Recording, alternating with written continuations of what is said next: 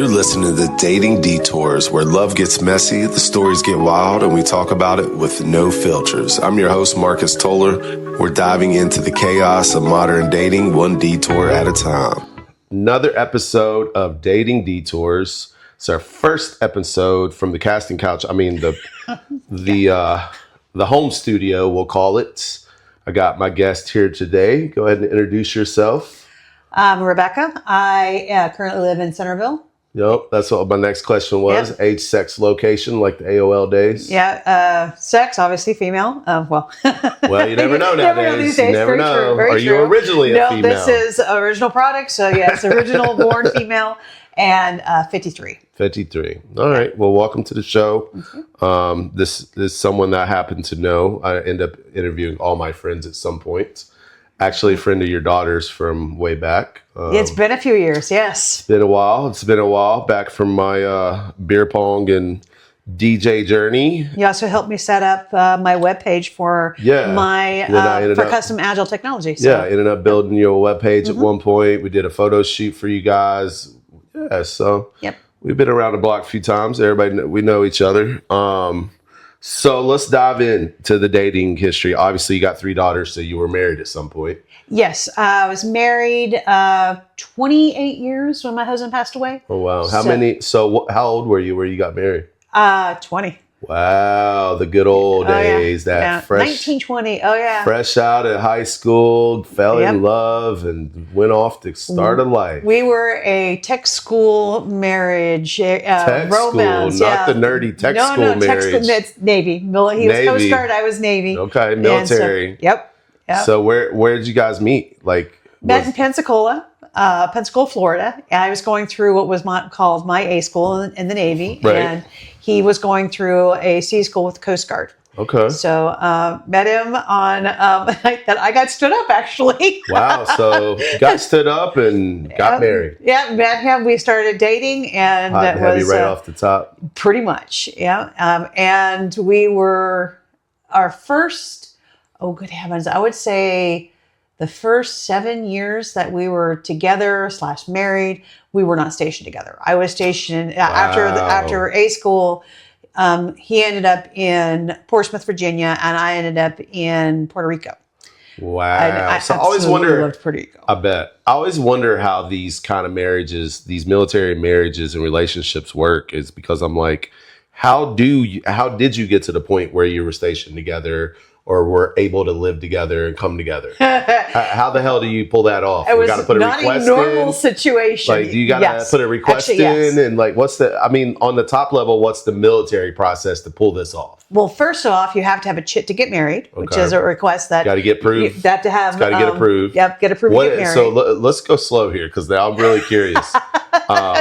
What's that approval process look like? Are they like, well, we got to do a background check on your potential bride? Depends on what your job is. Because I know you guys. It wasn't the bride that was the problem; it was the groom. Oh shit! Yeah, so because I know you were up in the top secret shit. Yes, and that was a problem. My late husband was born in Grand Turk, which is the Turk and Caicos Islands. Okay. All right. So when I put down that he was from Grand Turk, are we not friendly with them? The security officer freaked out because he saw turkey. Oh, so gosh. Here I am with a security clearance marrying a guy from Turkey. Yeah, you're about to bring a spy in.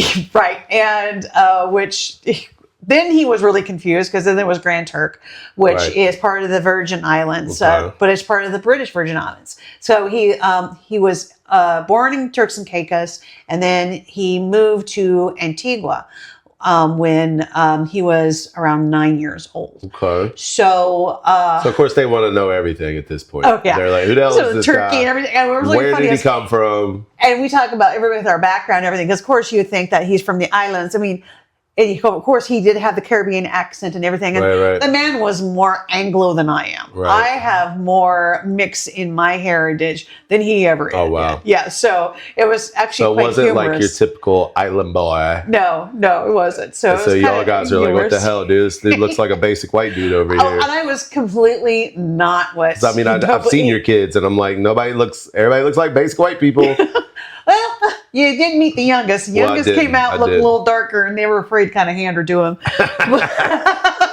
What did, well, I guess the youngest, well, no, because that's the youngest. So by then, everybody's white girls, and here comes a little darker. What was he jumping to that? What was everybody's take on that? Like, okay, so because as a dude, I'm not gonna lie, I'm gonna be like, I'm looking at you, I'm looking at the kid, I'm looking at me. Okay, I'm like, so thankfully he already knew my heritage.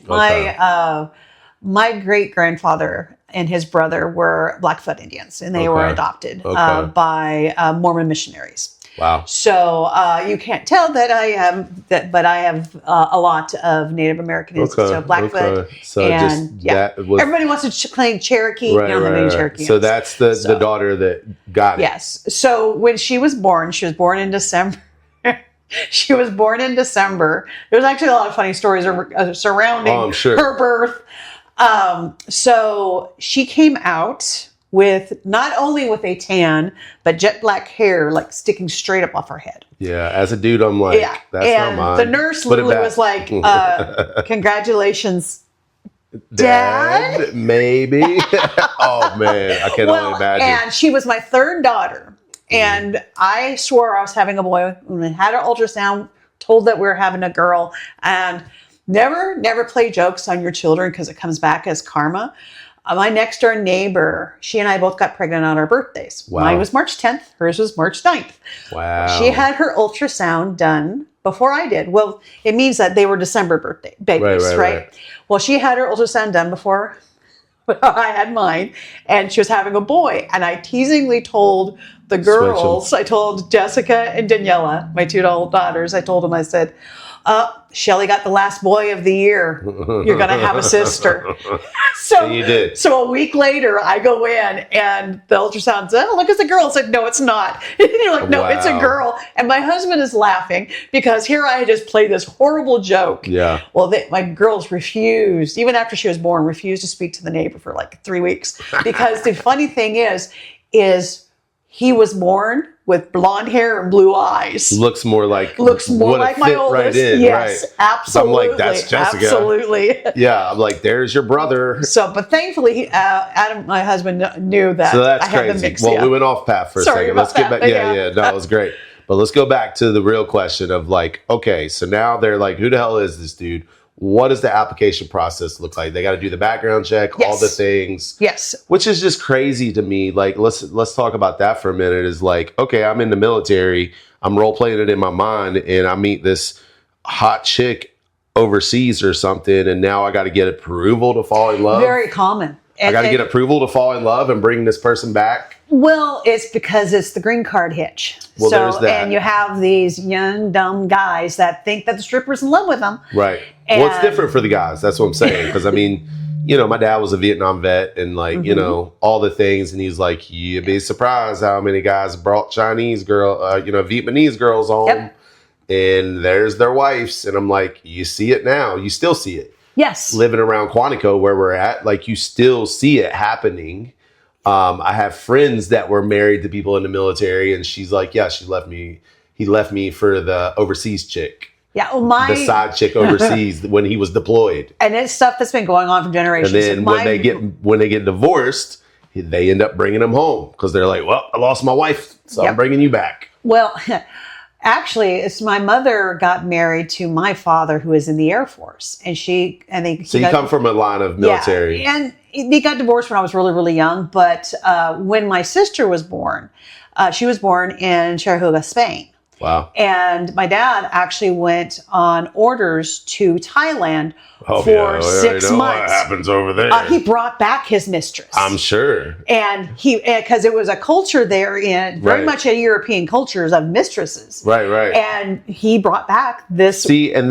So, and my mom was responsible for her. Wow. So, I mean, just to be clear, everyone that hears my personal people that hear me talking about want to go to Thailand, I did not know that's a thing. Now I definitely want to go to Thailand even more because I'm over here like, me being the crazy dude I am and my thoughts and everything, like I can only imagine going over there and they're like, oh no, that's your mistress now. You got to take her home with you. And you are responsible for her and her family. Absolutely. That's so wild. I mean, my mother chased this woman off and literally. Like, how long did it take her to get rid of her? 15 minutes. My mother is like a if she's 5'2", like wild, redhead. firecracker. Yes, she was like, oh, hell no. We're not doing this. But the woman actually showed up a couple months later and said, no, a couple of weeks later and said, you're responsible for me. Be like, your no, husband brought me here. Right. You can't just ditch me. Yeah. So did she finally give in and was like, all right. What my mother did was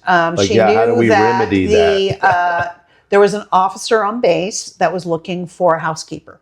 So she just pawned and my mother off. and my mother at the time was working as a waitress at the SSO club, the officers club. Right. And she was really good friends.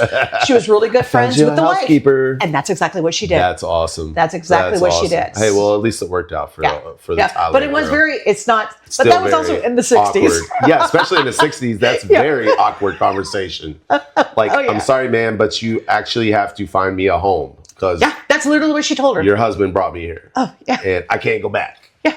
Wow. So anyway, that's another rabbit hole. See, you're the worst. We're too much alike when it comes to like, side quests. So back to the other quest. Application. So because I had a clearance, luckily he had a clearance as well. Because he was an electronics technician. So they realized that he was Grand Turk and not Turkey. Okay. So that kind of moved it ahead. That moved it ahead. So we got the approval. And then... fast forward. So you said first 7 years you weren't even living together. So if I was, quote, regular Navy, all sorts of Coast Guard stations around Naval bases. Could have been a whole lot easier. But I wasn't. I was part of the intelligence side. Right. And there were limited locations that we could get stationed together at. And so it took a while to work it out. Our detailers didn't talk to each other. And always fucking failure of communication. Yeah. Goes back to communication. Yep. So, but we finally got stationed together then you in were Virginia. good after that.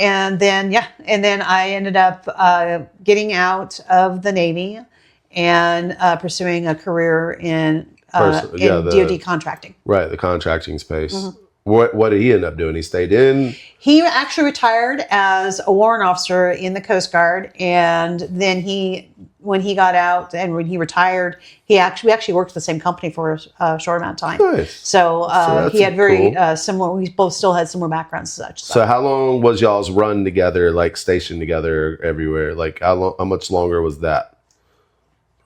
It was only when I was active duty in the Navy. It was a total of a year and a half. We were actually, It was a quick little run, and then y'all retired and got out. Yeah, I got out a year and a half after we finally got stationed together. Okay. So fast forward, I know he ended up dying and stuff. Y'all, like, what happened with that? Like, I know you don't gotta go into detail, but how did he die? COVID got him. So I'm not going to go down the rabbit hole of the conspiracy theories, but that's all another podcast. He ended up having a surgery in the winter of 2020. So around January 2020, he had a hernia surgery. They canceled his follow-up appointments 3 times. Wow. And by the time he passed away in June, he threw a blood clot and he had a heart attack. He was 49 years old. He was out doing yard work. Yeah, he was doing yard work. Y'all are not even that old. Yep, he wasn't that old at all.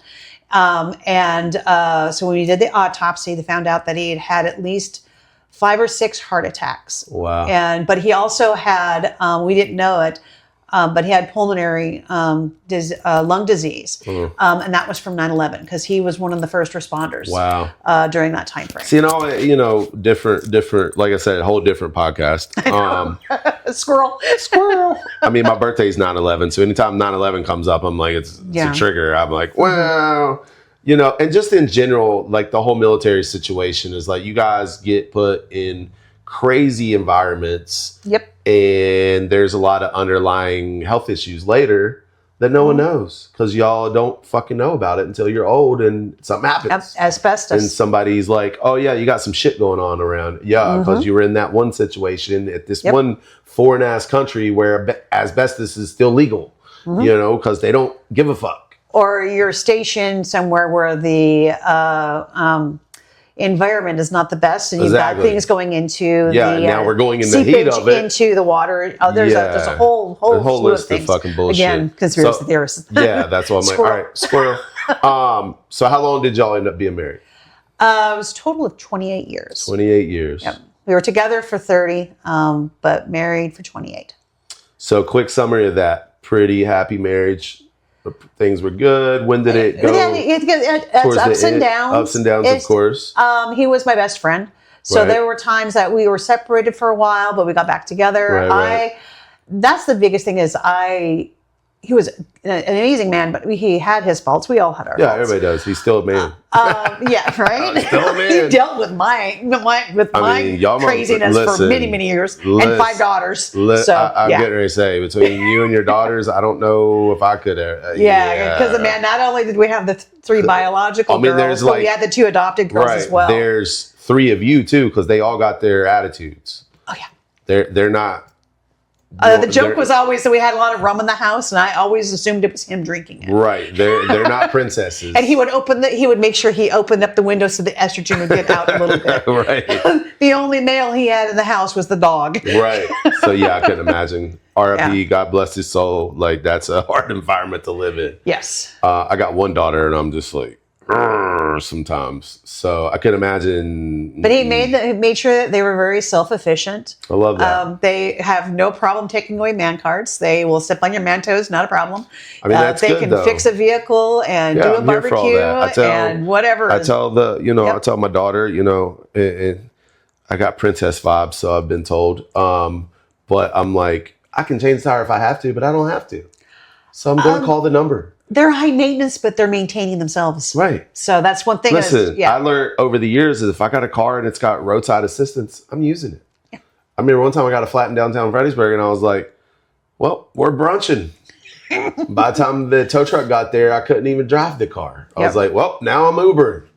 So, but back to that. So you guys are married 30 years, had its ups and downs like anything else, but nothing like dramatic that like, besides him dying, obviously, that you can look back on and be like, oh, he broke me. No, he cured me. He actually fixed me a lot of stuff that I had a horrible childhood. So, and I was a person, he really balanced who I was. And he was really the glue to the family. That's good. And we talked about that when we were hanging out about how, like, you got to have someone has to be that person. Yep. Because I'm like unhinged. You know what I mean? I'm not the person to call when you're having a mental breakdown. I'm going to be like, well, I got shit to do. I'm going to need you to fucking suck it up. Well, you're the person to come to when you need someone to say, when you need the hard truth. Right. Wait, I'm the friend. You're the Virgo. Right. The Virgo, right? I'm that friend that you call when you need the hard truth. Yeah.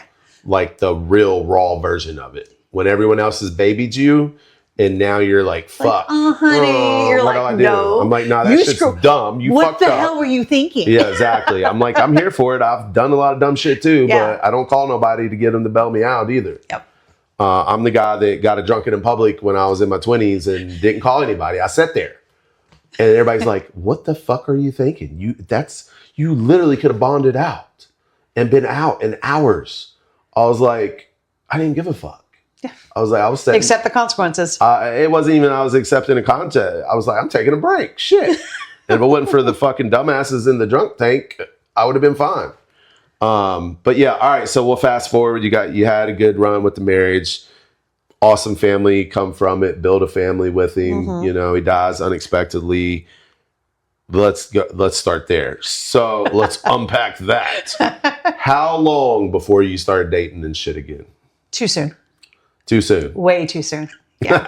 way. Like right off the jump, you're like, fuck it, I'm going in. Yeah, way too soon. I had someone that I was close with it was a close family friend. There's always somebody that is there to, and then it turns to, it was, I didn't take the amount of time I should have taken to actually mourn and heal myself. Mourn and heal. Yeah. Because it was a mess. Yeah. Do you think, because I mean, we're talking for 6 years, 5 years? It ain't been that long in the grand scheme of things. Yeah, it's been 6 years that he's been gone. Yeah. In the grand scheme of things, after spending 30 with somebody, 6 is not a lot. No. And you hear stories when we were growing up, like people's husband or wife passed away, and sometimes they never dated again. Yes. My grandfather, it led to his death too. He's like, well, grandma died and then he went to shit and it was done. We don't live in that world anymore, though. No. As you just said, you're like, yeah, I jumped right back in. Fuck it. And, I don't judge people for shit like that because what are you supposed to do, right? Yeah. I don't know if it was more the companionship side of it or the fact that why not? Sex, whatever. Right, right. I think I'm like, I'm doing therapy today and we were talking about all this stuff and he's like, well, what are you looking for? So I'm like, I'm on all the dating apps. I'm looking for a girlfriend. And he's like, are you though? And I was like, no, I'm really not. You're not emotionally available. Yeah. I'm looking for somebody to hang out with at night and it'll listen to me and maybe we have sex and go to sleep. Hey, the friends with benefits for me is my perfect. Yeah. Friends with benefits, and people were like, well, if you want to be a friend with benefits, just means it's a hookup buddy. It's like, no. Okay, whatever. It's the emphasis on the friends. And you got to be able to, I got to be attracted to you mentally. Yes. We got to be able to have conversation. You got to be able to keep up. There's something up here. Yeah, you got to at least fucking know what 2 + 2 is. I'm sorry. Right. You know what I mean? And when I say 2 + 2 might be 5, like I need you to get the joke. Yeah. You know what I mean? Going back to the conspiracy shit. So you jumped right back in. And I feel like when I've heard similar stories, women are lonely. People are lonely. Yep. And it's like, you're not looking for someone to mourn with, but you are. You know what I mean? Because you undump that. You unload that shit on the first partner for sure. The next partner is catching the whole thing. And it didn't help that he was going through a divorce. Right. And he was getting his feels out and he was playing the field. So we're trauma dumping on each other. Yes. And now it's making it worse, actually. Absolutely. And that's the part I'm trying to learn is like, no, we don't need to move on and tell the stories right away.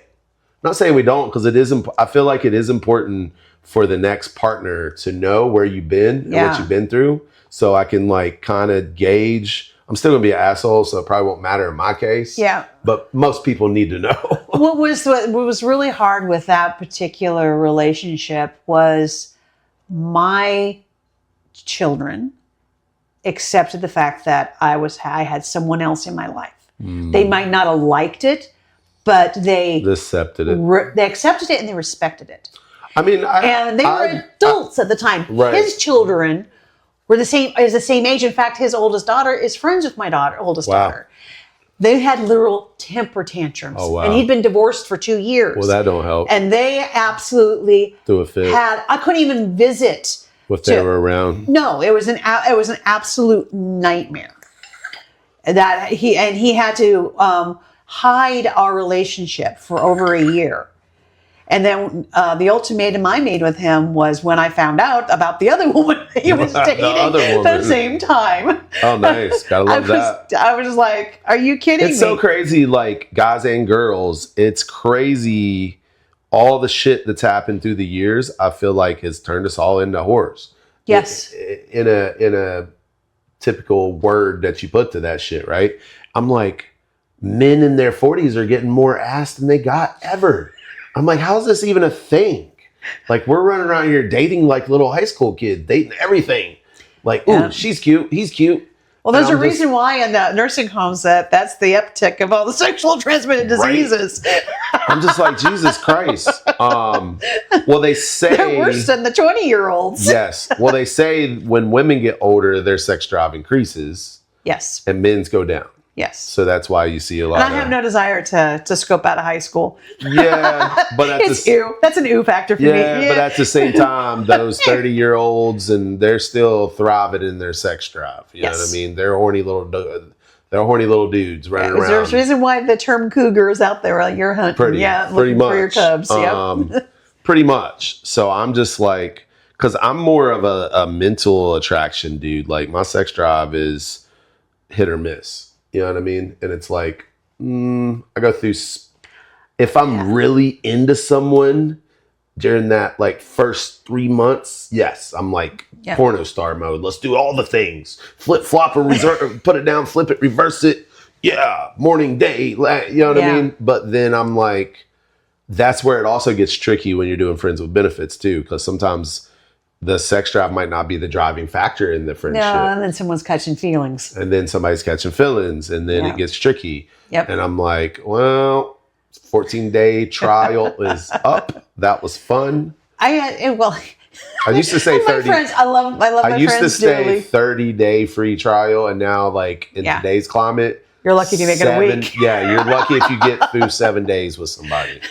And I'm like, damn, what happened? And I get the whole mental attraction thing too. Because I had a friend, bless her heart, she said this to the individual, and I find it humorous, but he got so offended by it because she was just like, you're just not what I would picture with her. I mean, the two of you together, I can see it. He goes, but I would never have picked you on the street going, yes, that's someone Becky would date. and he was like, well, what does that mean? What does that mean? And of course, my other friend's going, because Becky likes the pretty boys. Right.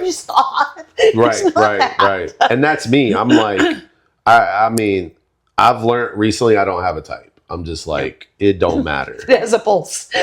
Not even though, because again, it's more mental for me. Yeah. Like, I can't go into my most recent stories this episode because they're too recent, and they're going to be like, you went straight to the podcast. And I'm like, well, that's where you're in that weird area. I am in that weird area. A very small community. It's in a small community. You're going to run into your exes, and your exes are going to be like, you were talking about me. You're like, nope. I was talking about somebody else. I was talking about the experience. You're not the only train wreck in town. Trust me. There's 50 million of y'all. Yeah. There's 50 million of us. Of us, yes. You know what I mean? I try not to. We're all a mess. I'm trying to not put male and female titles on shit anymore because everybody's fucking. You can't. Everybody's a mess. You can't. There are red flags on both sides. Everybody's walking around you almost just have a red flag hanging out of your back pocket. Everybody. I am glad I've already had my children. I'm trying to break it down to be like, who's worse, who's better. Yeah, it was like going at the thrift store. I want to make sure that all wheels are working. Right. And it's got all the parts. Yeah. It doesn't stink. It doesn't stink. Right. I'm like, it's not too damaged. It's not too bad. Can we clean it up? We still work. Right. Can I spray some WD-40 on it? But I can imagine being in my 20s or early 30s trying to date right now. You have the red, black pill dudes on one side, and then you have the modern feminists on the other. They're both like hating on each other. So it's tight. Like it's so tough. I mean, my newest thing that I can't wrap my head around is women taking care of men. Yeah. I just can't figure it out. That was the biggest fear, actually, my girls had. That was always my biggest fear for my daughter. Well, their biggest fear was me getting preyed on. Right. By someone, because my love language is giving. I have no problem giving, gifting. And they didn't want me taking advantage. You check all the boxes for that. Yep. You know what I mean? Ex-military, they're going to think you got a big fat retirement check. Yep. You know what I mean? You had the business, like you had a bunch of shit going for yourself. And I'm like, yeah, it's definitely sugar mama material. Oh yeah, absolutely. Absolutely. Sugar mama or just somebody to take care of you. Pretty much.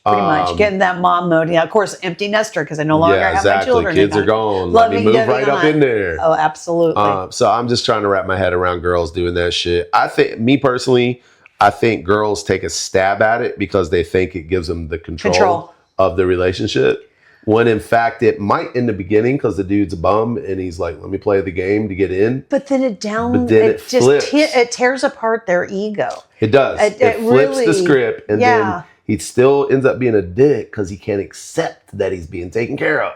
Well, it's like before my husband passed, I was making more money than he was. See, that shit don't bother me. But it never bothered him. He was I was the one with the college education because he insisted after I some pushing, he accepted the fact that I needed my education and stuff. Right. And then at the end, he had actually just enrolled in college because he figured, it's about time I went to college too. Right. Take advantage of all that shit. It was never a worry about that. He cooked and cleaned. I think that has got to be the trade-off, right? Because I'm not a cooker. I'm not a cleaner. I'll keep you company while you're cooking. I'll come hang out with you and talk shit. I drew the line with his artwork and his craft work was better than mine. The man was literally Martha Stewart. Yeah, he looked like Ron Swanson, but he was Martha Stewart. That's not me. I can cook some basic ass shit. Chicken enchiladas. I can throw them together. I can do. I mean, there's just I have a limited menu. Well, the cooking thing with him started because I was on mids when I was for over a year. and where we lived. Yeah, let's talk about that for a minute. So you were sick. And how was he in that process? Sounds like he was really there for you and took care of you. Oh yeah, absolutely. Yeah, he was always that. He was always that provider. He put a very high bar for our children on what to expect from their partners. See, and I love that. Even though I might not be the best example for my daughter when it comes to like but when we have those conversations, I've always been like, nah, you're a strong, independent girl. Mm-hmm. You don't need no man for shit. And you need to have your shit together before you even step out there and try to go into serious relationships.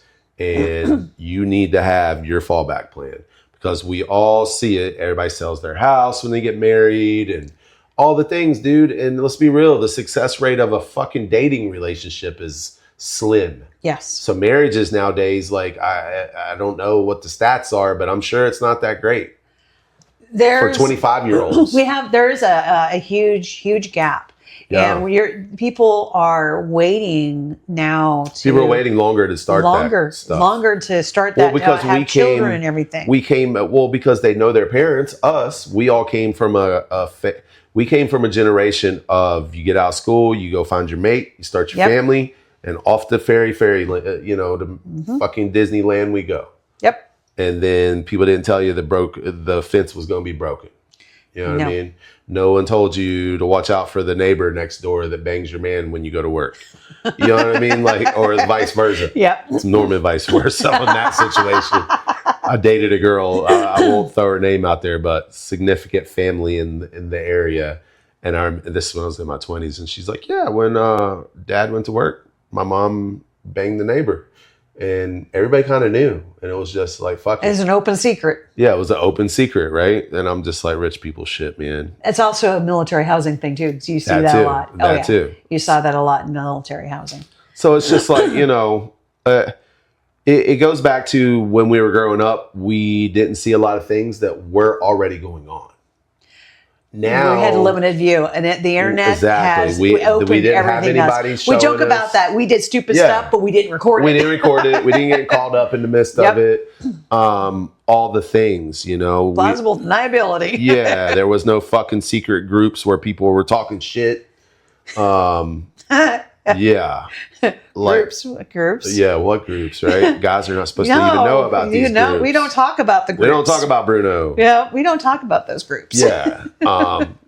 And it just, I ended up on that shit. Those groups are good, though, the concept behind it, absolutely, 100%. I'm not against that. Because there are men and women that are not safe. They're not safe. They're predators. They are predators. They're absolute predators.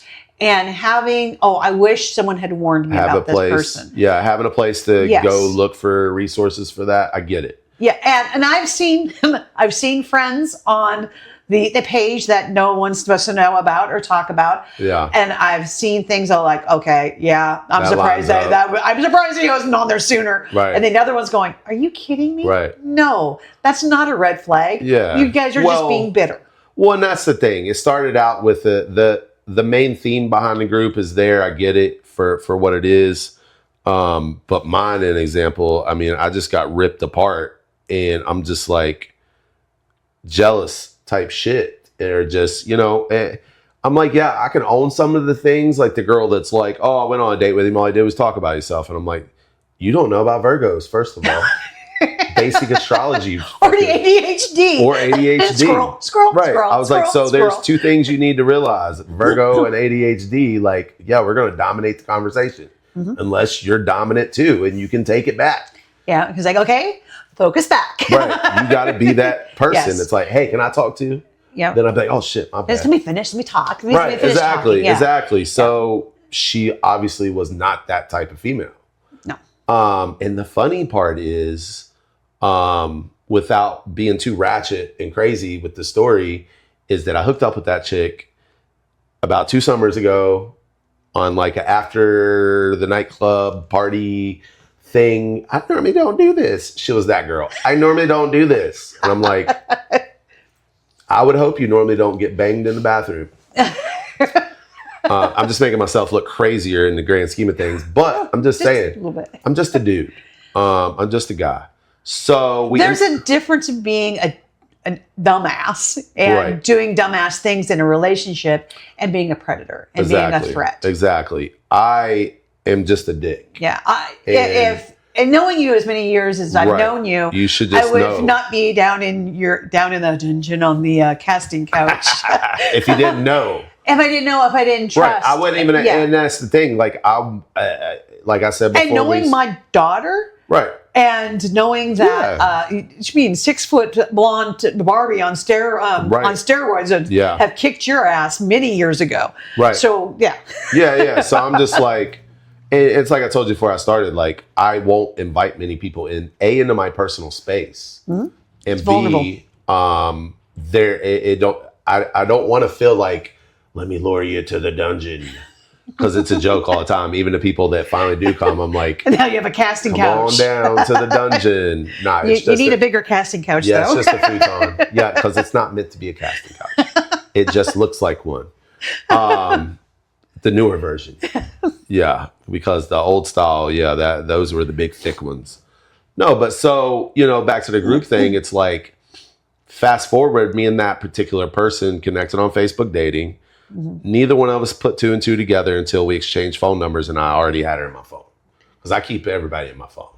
Yeah. I'm like, and I put code word names on everything. So I won't say what her code name was, but I was like, oh shit, hey, it's you again. Oh yeah. And I owned that because she brought it up in the middle of the date. She stopped me and was like, hey, this is trash, basically. Yeah. And I was like, you're right, it is. You know what I mean? So it goes back to, we want to trauma dump on the last relationships. And I'm horrible at it. I'm just like, puke all over you and be like, let me tell you how crazy all my relationships have been. Okay, you're good. Right. And she's like, and she scoots away. Yeah, she's like, if I didn't know you already, I probably would have just got up and walked out because we were just doing the drink thing anyway. And that's why we have drink dates. People are like, no, take me to dinner. And I'm like, you might not want to sit with me for an hour. No, that's why you have drink or coffee dates. Coffee or drink date. I think they're perfect. It's an icebreaker. And like, well, you're too cheap. No, it's nothing to do with the money. Cheap. It's nothing to do. It's icebreaker. We can go to Starbucks and I can drop 30 for you to make you feel better. I'm not going to sit through a dinner knowing that the jerk sitting across from me is going to bitch about the fact that he's spending $100 for the dinner. I'm definitely that Jew. I'm not going to lie. I've never went on a date to Fahrenheit or any of these crazy places because I'm an entrepreneur fucking on a shoestring budget. Yeah. And then they want to throw me under the bus and be like, and he's broke. Don't let him fool you. Spends all of his money on alcohol and shitty Coke. And I'm like, really? I drink White Claw and vodka, first of all. And ma'am, we're too grown to be out here doing cocaine. Like, what are we doing? Yeah, especially with the fentanyl scare. I'm like, what the hell? And then if there was a rare occasion that I indulged in something, I'm going, must have been somebody that was there for it. Yeah. So it's just the whole, and then why are you putting yourself out there like that? Oh, never mind. That was anonymous member 322. So there's my next piece. The main problem with it is you're in a group of women that's supposed to be a safe space for women, and we're hiding behind the computer still. I don't disagree with the posting anonymous. Because, I see both sides of it. Yeah, because you have to think of the fact safety, because some guys will. Yeah. I did. Because they're able to decipher certain things, right, and you're putting somebody's life in danger. Yeah. You're putting, and we have children nowadays. I did hear a story where someone got exposed in one of these groups. Yes. And it ended up violent, like where he went looking for the chick. There's quite a few scenarios of that. And there's actually a number of and I'm sure pages created to dox women, because they'll actually they'll get people to go in there and take screenshots of these conversations and then dox them. And it's it's not. Yes, it is a crappy thing that when you don't want to hear that you partake in crappy Coke and that you're into whatever poly. Oh yeah, then they were like, you're lousy in bed. I think he's poly, and I think he's into BSDM, and I'm like, if pulling your hair and choking you and calling you a dirty horse BSTM, I didn't know that basic level existed. Yeah. I was like, there's no whips and chains. There's, sure, I live Well, in. as soon as they start putting that out there, I'm just like, get out of here, dude. I've seen some that they were like, well, they're on Grindr and they're on this and on that. Like, whoa. It's one thing to say this person was a jerk and there's a red flag. We should not be slut shaming each other. Exactly, because you're slut shaming. Yeah, we're slut shaming each other. We should not be putting people's sexual preferences out there. We should not be having those conversations in an open format. Well, it's like judging on, I can't believe I slept with him on the first date. And then, of course, it's everybody attacking. Like, you know what? Right. Who cares? We've all had one night stands. Who gives a fuck? You know what? We've had We're that one night stand. You know what? There's an itch. It's got to get scratched. It's going to happen. Right. Does it happen all the time? No, probably not. But are there times that it's... Here's my rule of thumb on this shit. And I'll stick to it. My mindset's been this way in a while, and whoever out there stalking can take it however they want. We're fucking grown-ups, dude. That fucking 80s, 90s bullshit of I need to date somebody for 3 months. No, guess what, Karen? If you date some motherfucker for 3 months and he sucks in bed, now you're stuck with it. You're stuck because your feelings are involved now. Yeah. And I'm friends with too many girls. I know the stories where people have been in 5-year relationships with somebody that sucks in bed. And I'm like, who does that? But I loved him. I'm like, how do you love someone that can't perform? You can't please you. Well, it's the same thing of men staying in relationships with women that their wives sex should not be it's not present. But you know what? Yeah, there's so many of those. You gotta have that intimacy. You got it. Yeah, there's so many of those shitty things that happen. Relationships. You see it on TV, but it's real life where it's like, oh, it's Valentine's Day. I get to have sex. It's my one of 5 times. It's a joke, but it's real for some people. Oh, his birthday's coming up. I guess I gotta blow him. Well, an individual, his wife was going through menopause and she had no sex drive. And he goes, I don't understand this. And it's like, well, she can get hormone replacement and this and that. I just heard about. And she adamantly told him no. No, that's she wasn't doing that. Absolutely I literally know someone in their 30s that just told me that when she went to the doctor, they pinpointed it. They were like, you don't have a sex drive because you're low on this. Yep, low estrogen. Yep. Yeah, and she took a shot. Or low testosterone. Right. Now she took a shot and now she's fucking horny as hell. Yep. And I'm like, these are the things though. It still goes back to communication. One, I feel like if I'm going to get into a long-term situation with somebody, I'm probably going to try to figure out what their sex drive looks like. Yeah, if your sex drives if we're in the honeymoon phase and we're not having a lot of sex, we're probably not going to go good. No. It's probably not going to go anywhere from there. I'm one of those. I have a high libido. Right. And if I'm going to be with someone who can't perform, it's not going to work. There's something else in that relationship that's making up for it. Because if you're a provider, if you're making me feel secure. Sometimes that can level it out. There's things that can, but it's still at some ultimately, point you're going to break the relationship. Yeah, exactly. If your libidos do not match. Exactly. Sex drive, I always say, like, your demons got to play well together. Your sex drive's got to somewhat line up. You know what I mean? And then you got to just want the same thing. And you've got to be on the same page I know there's some men that absolutely hate their significant others going out doing girl nights and stuff. It's it's a trust thing. It is definitely a trust thing. It's a trust thing because here's my thing in a man's defense. If my girl is friends with a bunch of single girls that are on that hoe phase, I'll call it, and they're on man-hater mode, no, I don't want my girl going out. What do they got to do with me? Everything.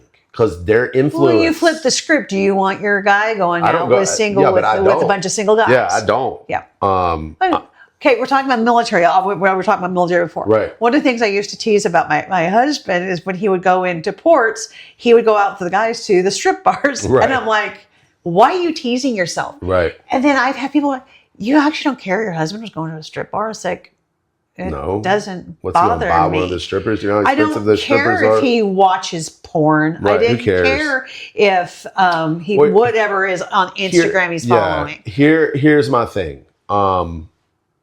more restrictions you put on things, the worse it's going to be. First of all, You're going to tighten it down. They're going to want let's to start rebel. There. It's like being a kid and don't touch that. Yeah, the kid wants to touch it.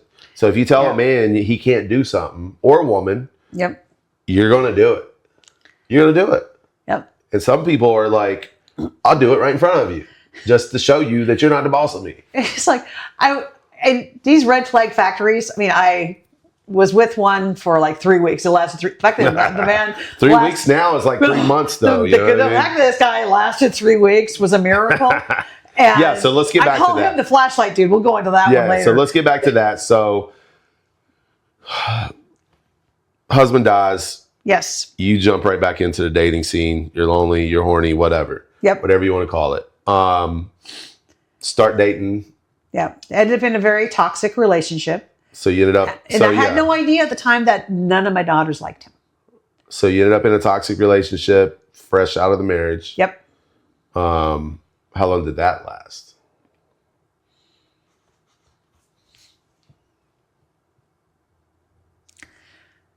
I think it was a year and a half. Wow. That's horrible. Yeah, I think it was a year. It was a year and a half.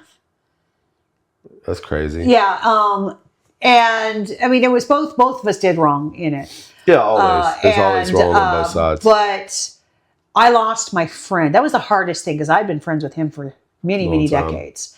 Tom, is it over there? Losing that friendship was the hardest part. Yeah. So after that, it took me, and I'm still not even sure I even am over that. I had my maintenance men that...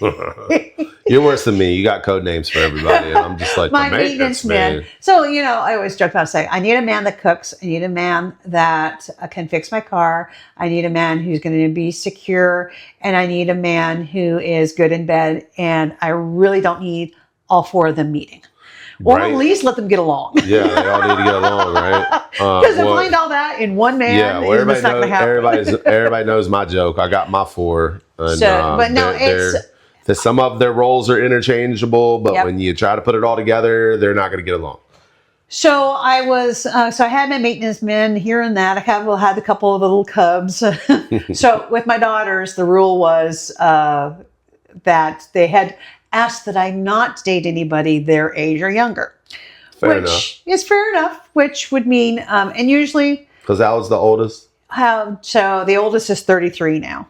That's kind of tough. Yeah. Kind of puts a little... I'm 53 though, so that means I'm okay with 35. It's fine. It's anything younger than that, and even that's a creep factor for me. Like, well, it's like me at 46. My daughter's 23. I say my rule is 25, but it's really pushing 30. I'm more in that 27, 28. Yeah. On that lower level, I mean, shoot, girls in their 30s to me are like 20-year-olds. Well, with me, I like to have someone who can intellectually challenge me. Exactly. And I want someone that's been somewhere. You know I'm a bit of a nerd, so I can get into that geek factor there. The youngest person that I don't even want to say relation or whatever, just been in like a little fling in her 30s, but she's already owned a house. So I'm like, okay. What is weird for me, again, and the thing with my daughters, which I understand, but I also should have said, well, okay, then that means you shouldn't date anybody that's near my age. This is true. Because it has happened. I'm sure. On a sugar couple daddies of dating, out there. well, I was actually on a dating app, and I connected with one of my daughter's former fling buddies. Oh, wow. Well, you see that now more and more that... And I joked with her about it. And she's like, oh, absolutely not. I'm like, oh, I'm not keeping it in the family. Right. Oh, no, it's just not happening. Yeah, it's funny to me. I mean, older men have always been like sugar daddies and providers for younger women. Yep. But I feel like younger women used to think it was creepy. And if they had a sugar daddy on the D-Lo, they kind of kept it to themselves. We weren't parading around town with our 60-year-old sugar daddies. No. And nowadays, they are. Yeah. And I like, actually have a friend in high school that ended up marrying her older dude. Marrying her mother's boyfriend. Oh, my God. Oh, yes. my God. I mean, I can't. He was 52. She was 18. I just can't. I can't. Yes. My daughter's 23 and she brought a 50-year-old home. I would be. He'd go missing. Yeah. Yeah. He'd go missing. Just put it this way. At the time of being, Put even at 18. Any dudes out there listening. Yeah. At 18, I even thought it was kind of odd. So now, after having my daughters, hell no. Look, there's mine chefs in West Virginia where you won't get found. Yeah, no. So it's just all the dynamics have changed, though. Yes. Everything's so out of whack.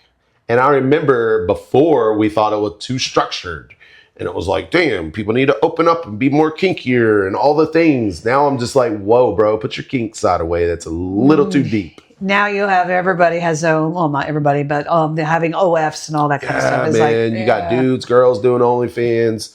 Girls are on Snapchat selling content. Like men are, I've narrowed it down. The men are normally doing the crypto scams on the dating sites. And I hear older women especially, he's going to teach me crypto. And I'm like, you're a fucking idiot. That fucking foreign dude is sitting overseas chatting with 50 of y'all today. Well, the thing that, and I talked about this before prior conversations with you of, you get the Instagram OF girls trying to get you the WhatsApp and all that. Just go over. For me, it's in my demographics. There's a lot of stolen valor, and they don't expect a woman of my age to know about the veterans, because I don't put that I'm a veteran on my dating apps. Yeah. Well, and that's the thing. I've heard that multiple times for older women too, is that a lot of these dudes, and younger women especially, because they don't fucking know no better. Mm-hmm. A lot of dudes will come in and pose as these important veterans and, I'm top secret. I was talking to a friend yesterday and she was like, yeah, this motherfucker thought I was stupid. She was like, I go to the WhatsApp and play the game and then call him out. Because a lot of times they won't send pictures and shit till you get over there. Because they think it's safer. And the video clips that they send, I'm like, that was a video clip from your Instagram. Exactly. That was that you just copied. Nice try. She was like, I ran it through Google. Ladies, men, take the picture, ran it through Google fucking Lens. Yep. Search the image. If it's used in any kind of bullshit, it's going to get found. I have done that a number of times. Me too. I actually turn around and contact an individual that their image has been taken. From. So I said, by the way, this person's stolen your image. Yeah, so I'm talking to my friend yesterday, and she's retired veteran, older, similar situation, single, trying to date again. And she was like, not only did he send me a bullshit pic that I tracked down, and she's different. She's like, I called him out on him. I'm like, ooh, you're like me. I'm like, I love that. And then she's like, before they even got to that point, she's like, well, what base are you stationed out of? He was saying he was special ops or green, something crazy. And he's like, they always like to say that. I'm part of the SEAL team. Right. And she's like, well, where are you out of? And he's like, Pennsylvania. And she's like, yeah, try again. Yeah. That's not where you're out of. Yeah. He's like, I just deployed over here for a while. Yeah, like shut the fuck up, dude. I'm due back in the States. I'm like, right. Okay, then I had another girl that was on the podcast that I'm friends with for a while. She did have a real military dude, and he was higher up, and she's picking him up from the airport when he comes home and all the things, and the whole time he's got a whole family, married, kids, the whole thing. I'm like, how's the wife miss this? Women are so investigative. I think it happens. We ignore the red flags. Especially with military situations where the woman's taken care of. Yep. I feel like she's like, fuck it. You know what I mean? I'm locked in now. In general, that's why, like with the nonprofit I'm doing, I'm trying to empower women to be entrepreneurs and stuff, is that I'm so sick of seeing, like, I'm not a dude's dude. I'm like, fuck that. Y'all are dicks. Mm-hmm.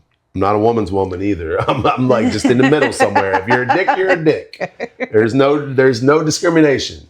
So, but I'm just like, I'm in that, like, women need to learn how to take care of themselves.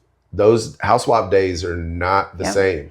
It's not the same anymore. We have to learn how to take care of ourselves, but we also need to take pride in the fact that it's okay to say, I want a partner. Right. I'm okay to accept to have a partner. Yeah. And they're like, well, you should allow the man to lead.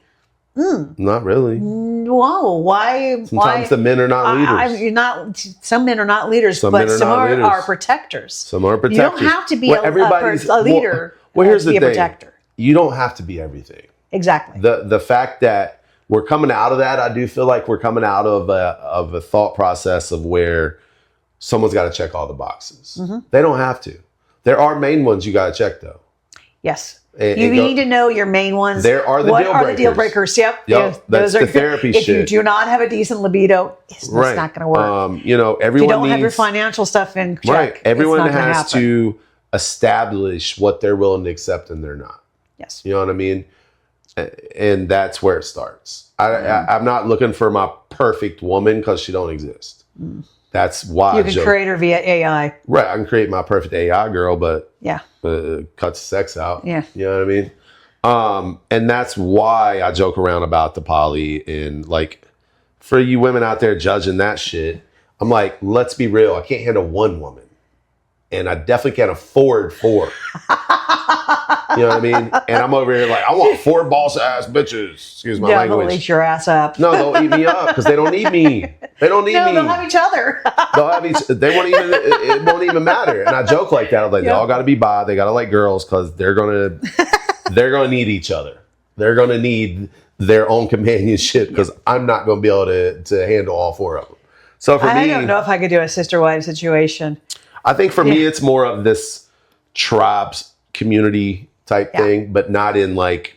Not like cult, no. Not like that. Like I'm not trying to trap them in the community and not let them out. Yeah, all the crazy things. You know, I didn't have mom growing up and all the things. That's a whole therapy session. But you know, I don't know. I'm open to new ideas. I'm open to new lifestyles and because I mean the fairy tale bullshit didn't work. Everybody has their own. Everybody's got their own beliefs and shit. What is someone's what one person considers a kink could be nasty to somebody else. To someone else is vanilla. Yeah, exactly. There's certain things that are like, oh, you do that? Going, oh, you don't? Right.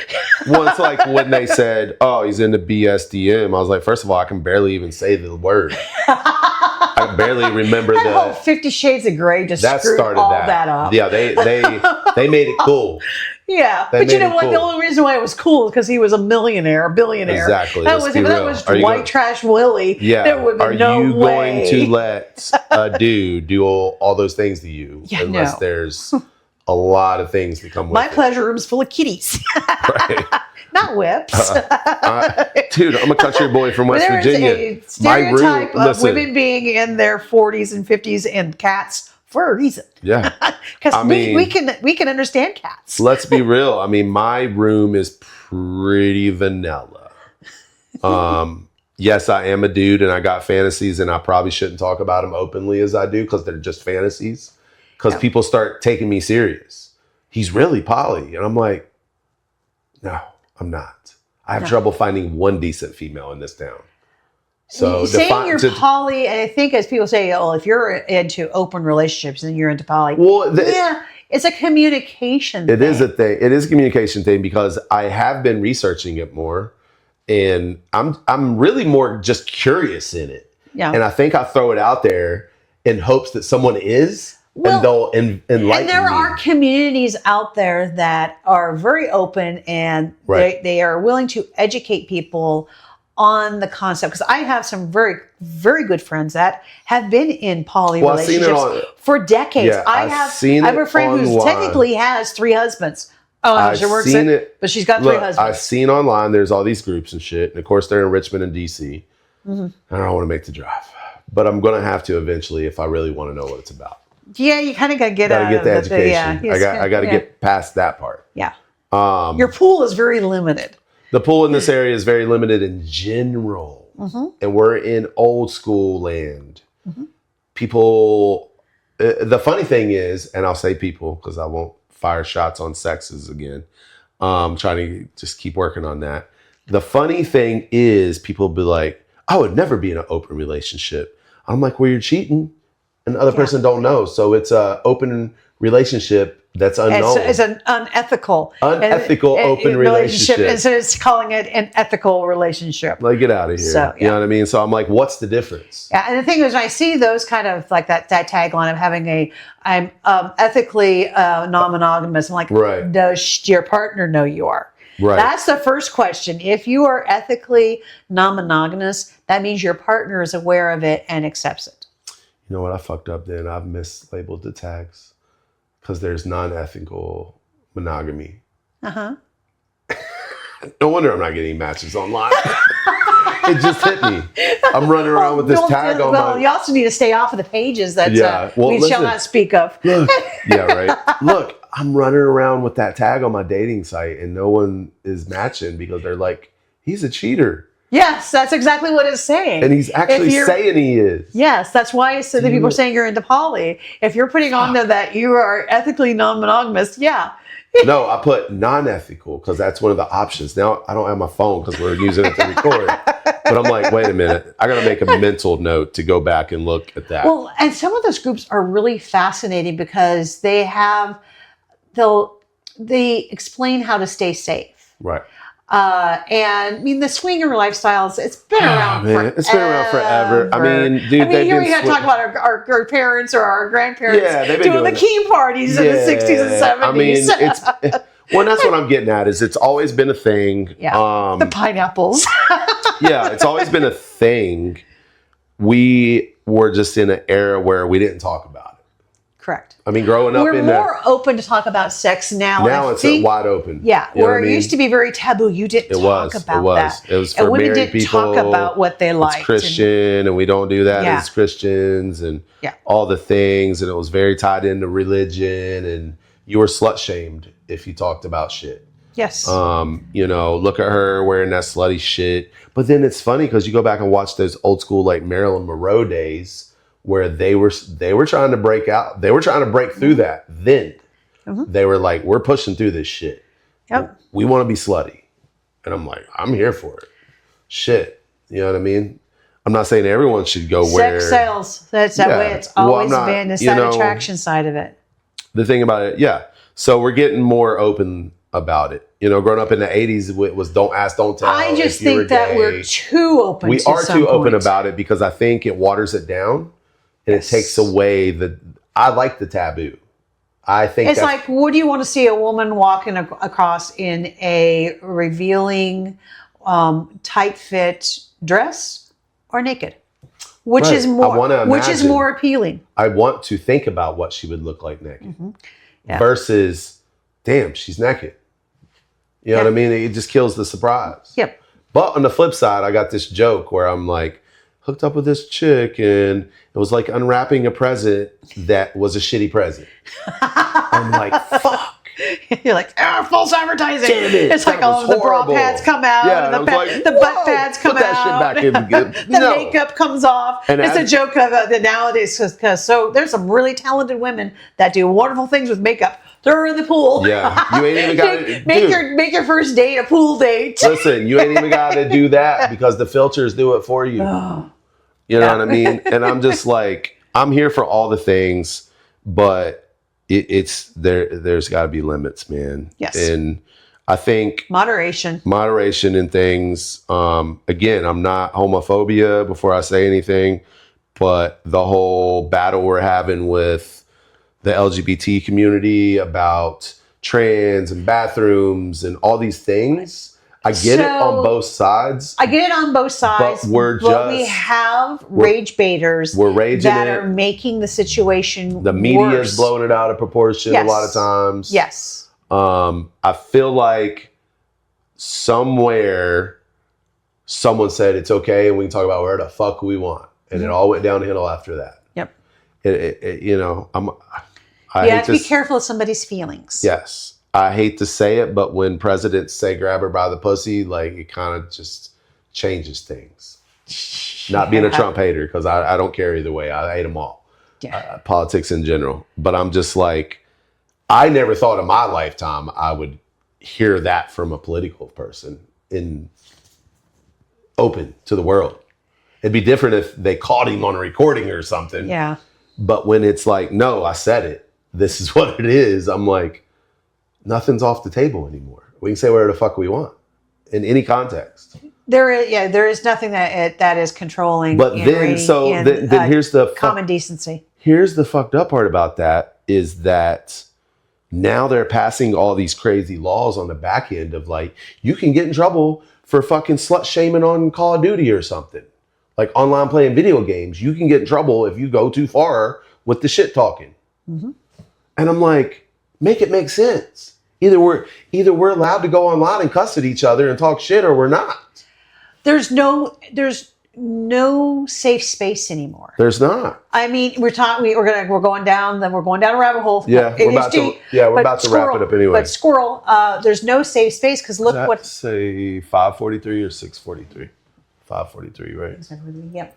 So there's no safe space anymore. I get it. We're trying to reel it back in and create these safe spaces again. Yeah. But I feel like shit's went so stupid. So it's hard. Are you expressing your opinion should not put your life in danger? No. I should be able to say whatever the hell I want. Yeah. So now like Charlie Kirk situation. Never was a fan of his. No, Never I wasn't either. But he was getting the dialogue started. He was. He was good. He was about challenging. That. He was challenging people to step up and come forward. Right. What I do not agree with. I don't like his responses to a lot of shit. Yes, I don't. What I don't agree with was people celebrating the violent, horrific death. Yeah, that was happened. crazy to me. And that's an example of how we are not, as a society, we no longer have a safe space. No, it was so wild. The whole thing. I didn't even know the dude. But of course, my conspiracy ass, when it hit, I was like, I've got all sorts of conspiracy about that. That's another podcast. It's a whole other podcast. I went down a rabbit hole because I was like, let me get a summary real quick of what the hell just happened.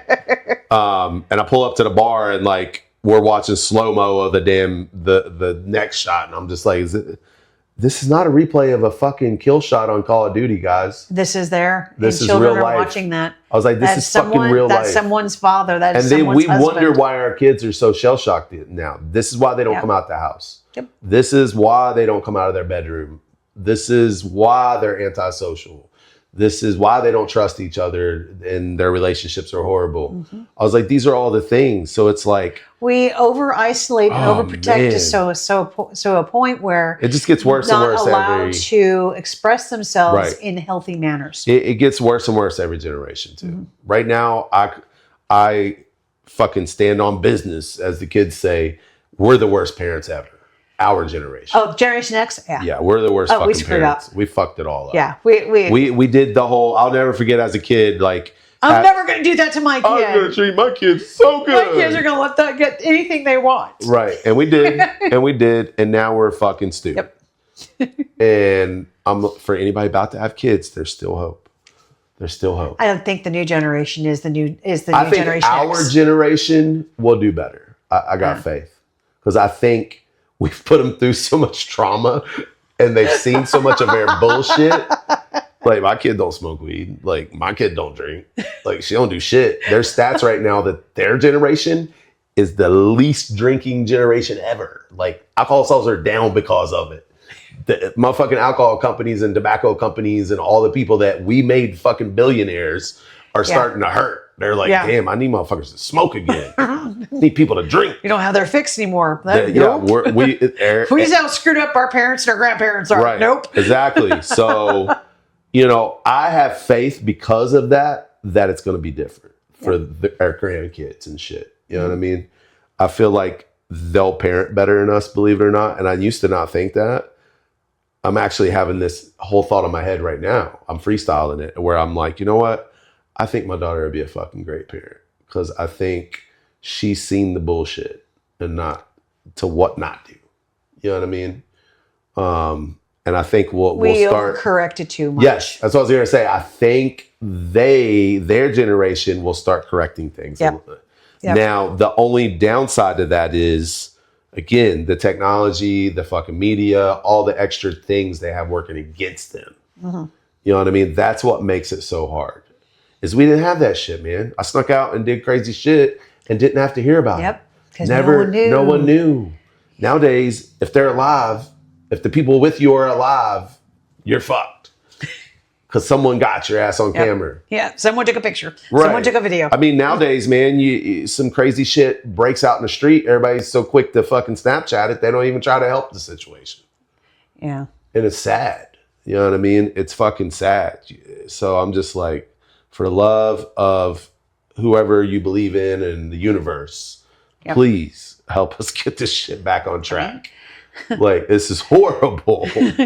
Okay, can we beam us up now? We're Right, done. beam me up, Scotty. I'm done down We're here. done with this episode of Earth. The season needs to be done. Don't get me on the fucking new conspiracy theory of we're in a time warp anyway. Okay. And I'm like, my algorithm feeds that shit to me we're late a at penal night. colony. We have got so many weird things. We're the dumping ground of the universe. We're a penal I'm just colony. like, what in the fuck? Is this even real life anymore? Jesus Christ. I'm over here like, can I just go back to Bill and Ted Day and build my perfect girlfriend? Shit. I mean, you can build her on AI, but that ain't going to help. I'm going to build one in AI. You got to get that robot going then. Oh, God. They tried to roll that shit out. They had fucking Kardashian over there posing with her robot next to her Lamborghini and shit. And then they did a recall because everybody shut the fuck up about the robots right after. I'm like, the Kardashians broke them. They're like, they didn't make it through the Kardashian clan. There's no way they're going to survive with a normal person. No. So I'm just like, shit. But we do got 600,000 robots in Amazon factories. So it's coming. The Terminator Day is coming. Yes, Sarah Connor's going, why are you using that app? Right. Why are you using AI? Exactly. Oh, no, don't even get me started on the fucking AI bullshit and how fucking in people's feelings they are. Jesus Christ. I'm like, get over it. You don't even know what's AI anyway. You never did. So I just fuck with people every day. I make sure to do one AI picture a day just to fuck with the Karens, man. And I'm getting so good at my AI, you're not going to be able to tell once I quit telling you. Yeah. But anyway, so fast forward, we'll start wrapping it up because I think we're probably on that hour mark. Okay. Dating sucks. You're dating at what, 52? Thank you for lowering my age, but yeah, 53. It's a shit show, right? Yeah, pretty much. It's a shit show. So on that note, I always like to close out with like something inspirational for somebody that might be listening or hears it later or hears a clip when I chop it up. What do you recommend? And it's always the same. I already know the base of what you're going to say, but I don't. Okay. What do you say to someone that is divorced in their 50s, their 40s, whatever, that's dating again? Like what's the difference? Be open-minded and don't be so restrictive. Yeah. Be open-minded. Don't be so restrictive. Be that not everyone's going to check your box. Right. It's not going to check all those boxes. I think it goes back to figuring out the deal breaker boxes. Know what's an absolute deal breaker. And be open to the other things that you might not have explored before. And be open for change. Yeah. Especially when we're talking sex and kinks and don't stress out over it. Yeah, who gives a fuck? I don't care. Don't stress out over it. I don't care if you don't text me for a day or two. I don't give a fuck. Or like if I get you in the week. Right. I don't care. I do care when I text you don't text me back in a couple of days now. Now it's different. I know you read that. Then you fucking read it. I had somebody once say, are you going to respond or at least turn your read receipts off? The thing is, and my daughters know this, I have this huge pet peeve about the fact that if I text you and you don't respond back, if I text you 5 times, that 5 is my limit. Yeah. If it's the 5th text that I've sent you and you have not responded, I'm going to lose myself on you. Yeah. I am not about public. I have no problem public shaming my daughters. Going, is anybody talking to her? Tell her to call her mother. Yeah. She's missing. Has anyone seen her? Yep. So I will do. I get pissy after that. It's different when we're talking about family and close friends. I expect that. But I have a busy life. I am a professional woman. Me too. That's what I'm like. And I don't expect someone to sit on the phone and respond to me. And for them to say... Well, my problem is I don't necessarily like the text shit. I sat on the computer all day. I fucking started developing carpal tunnel. Well, so things happen and I get busy. I'd rather get on the fucking phone like we used to.